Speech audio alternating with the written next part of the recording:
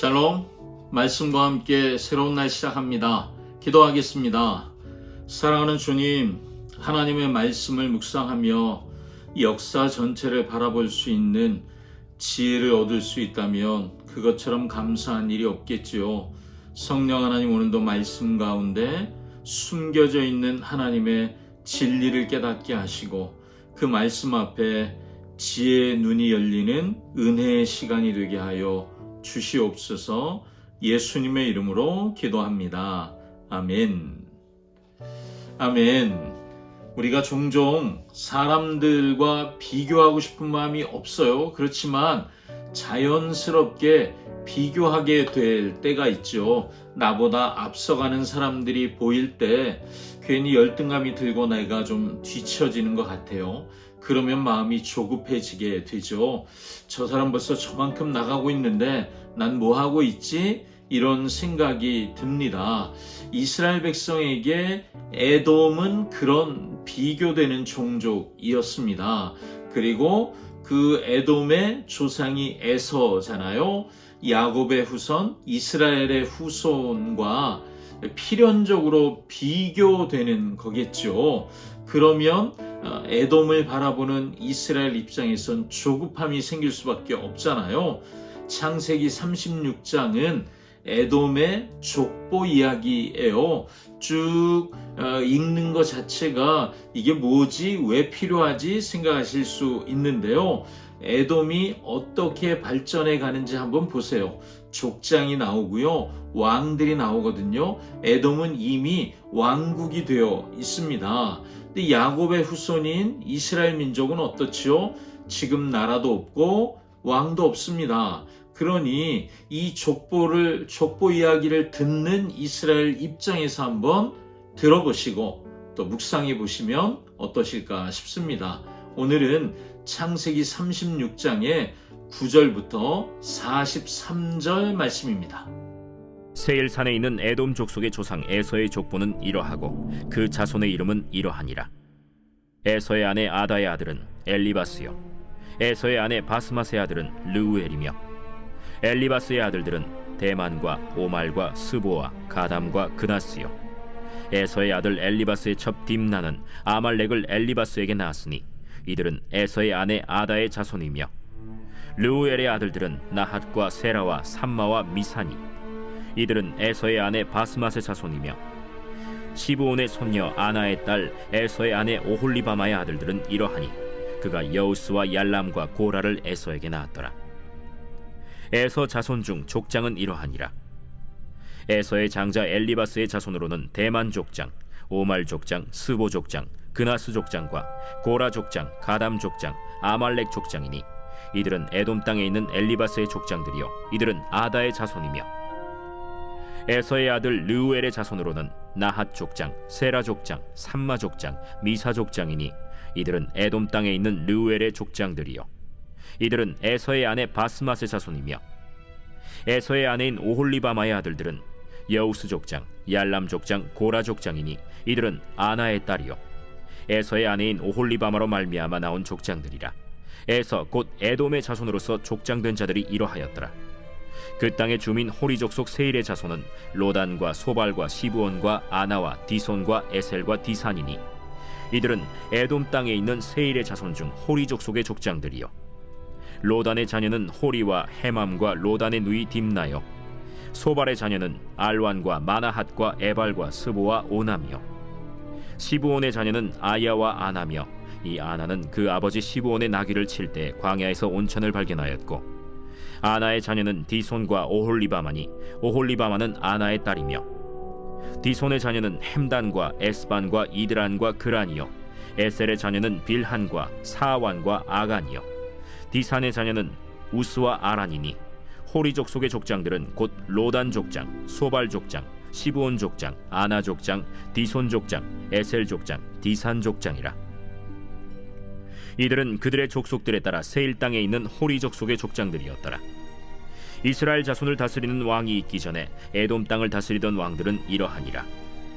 부올의 아들 벨라가 에돔의 왕이 되었으니 그 도성의 이름은 딘하바며, 벨라가 죽고 보스라 사람 세라의 아들 요밥이 그를 대신하여 왕이 되었고, 요밥이 죽고 대만 족속의 땅에 후삼이 그를 대신하여 왕이 되었고, 후삼이 죽고 브닷의 아들 곧 모압들에서 미디안 족속을 친 하닷이 그를 대신하여 왕이 되었으니 그 도성 이름은 아윗이며, 하닷이 죽고 마스레가의 삼라가 그를 대신하여 왕이 되었고, 삼라가 죽고 유브라데 강변 르호봇의 사울이 그를 대신하여 왕이 되었고, 사울이 죽고 악볼의 아들 바알 하난이 그를 대신하여 왕이 되었고, 악볼의 아들 바알 하난이 죽고 하달이 그를 대신하여 왕이 되었으니 그 도성 이름은 바우며 그의 아내의 이름은 무헤다벨이니 마드렛의 딸이요 메사합의 손녀더라.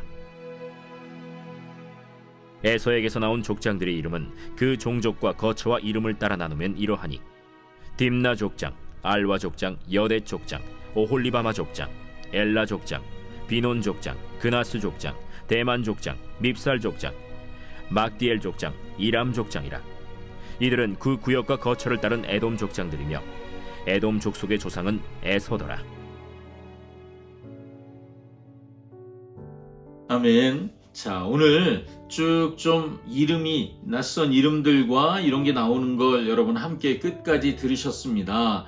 자, 여러분 여기서 우리가 좀 주목해 볼 만한 그런 단어 중에 하나는 뭐냐 하면 15절 이후에 등장하는 족장이라고 하는 단어예요. 히브리어로 알루프라고 하는 이 단어는요, 무리를 이끄는 우두머리, 권력을 가진 사람을 뜻하는 단어입니다.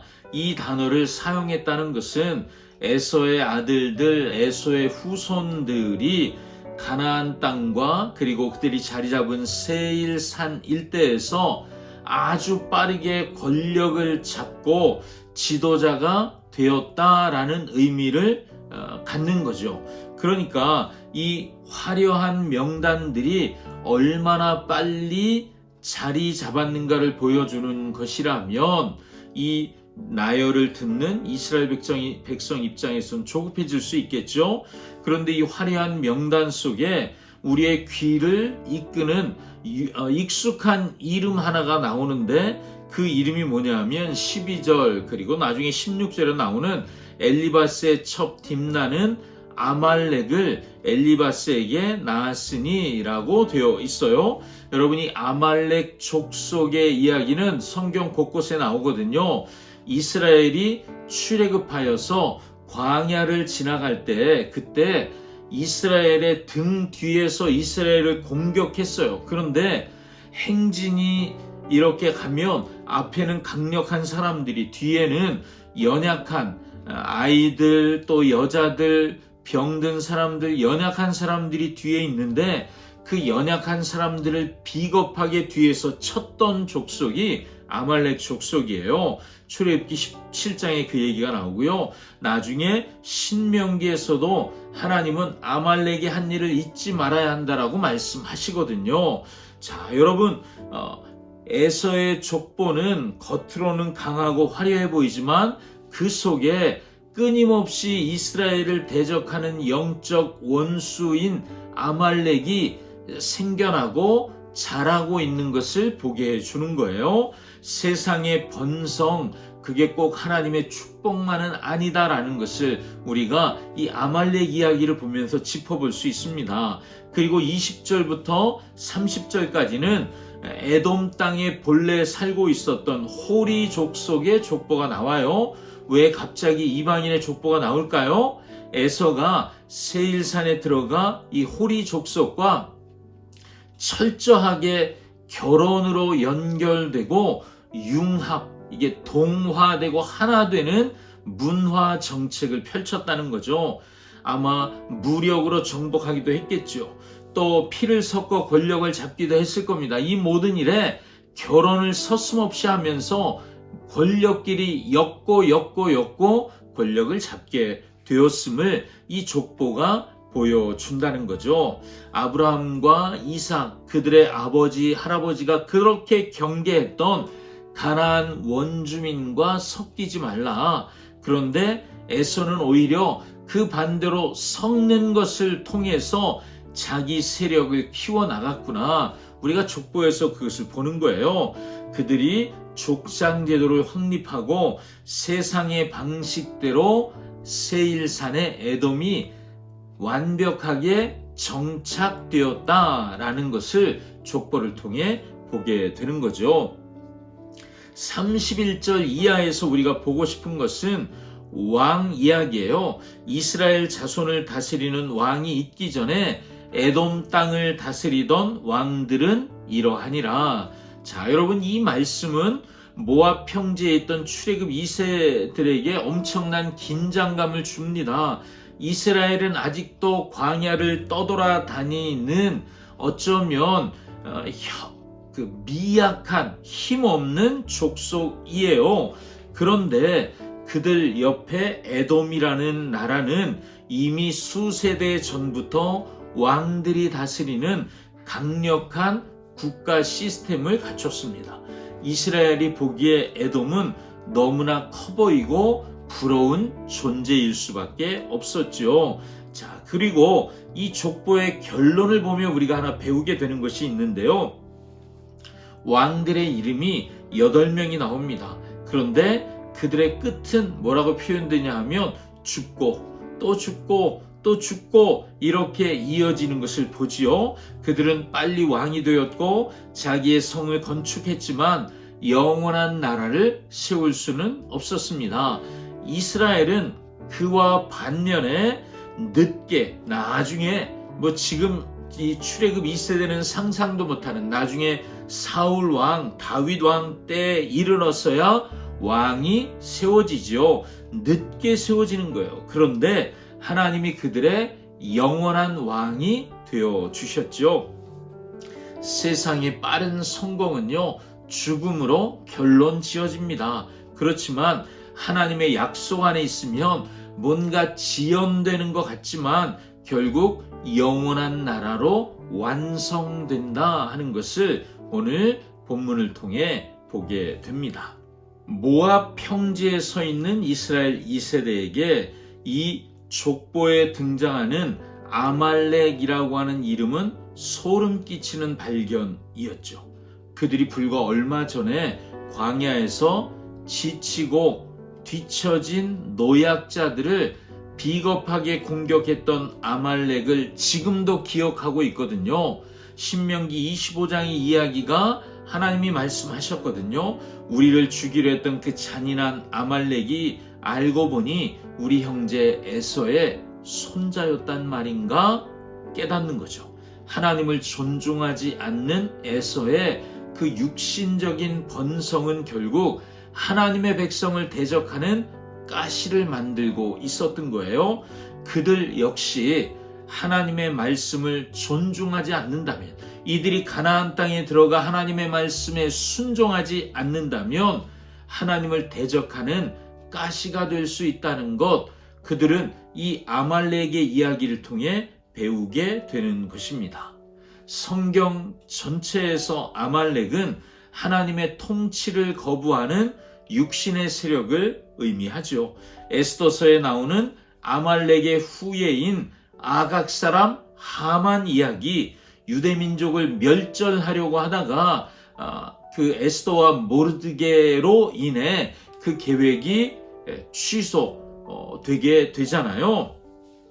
아말렉은 끊임없이 복음을 막았었던, 하나님의 구원의 역사를 막았었던 대적을 의미합니다.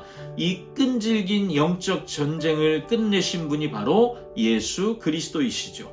예수님은 아말렉이 공격했던 그 가장 연약한 자의 모습으로 이 땅에 오셨고, 아말렉은 가장 약한 자들을 치셨지만 예수님은 가장 약한 자가 되어 십자가 위에서 아말렉으로 상징되는 모든 악의 근원을 진멸하셨습니다.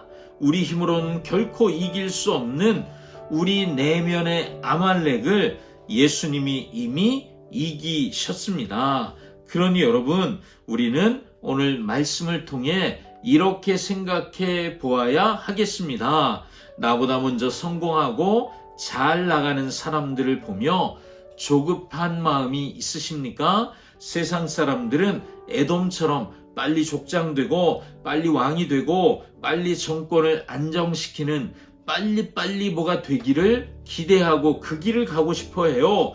그러나 예수를 믿는 우리는 광야를 걷는 것처럼 더디고 고달픈 길을 가야 할 때가 많습니다. 하지만 기억하십시오. 우리는 뒤처지는 것이 아닙니다. 하나님 없는 빠른 성공의 결론이 죽고로 결론 나는 것을 기억하시고 세상의 애돔을, 세상의 성공을 부러워하지 마십시오. 하나님은 늦어 보이는 우리의 삶 속에 영원한 하나님의 나라를 지금 지어가고 계십니다. 오늘 당장의 성공보다 끝까지 약속 안에 머무는 진짜 승리를 기대하고 맛보게 되시기를 축복합니다. 기도하겠습니다.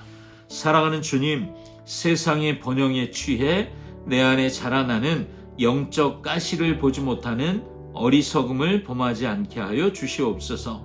내 힘으로 이길 수 없는 육신의 본성을 오늘도 다시 십자가 앞에 내려놓습니다. 대대로 아말렉과 싸우시겠다고 약속하셨던 주님, 오늘 제 삶의 현장에서 예수 그리스도의 승리를 나도 누리게 하여 주시옵소서. 예수님의 이름으로 기도합니다. 아멘.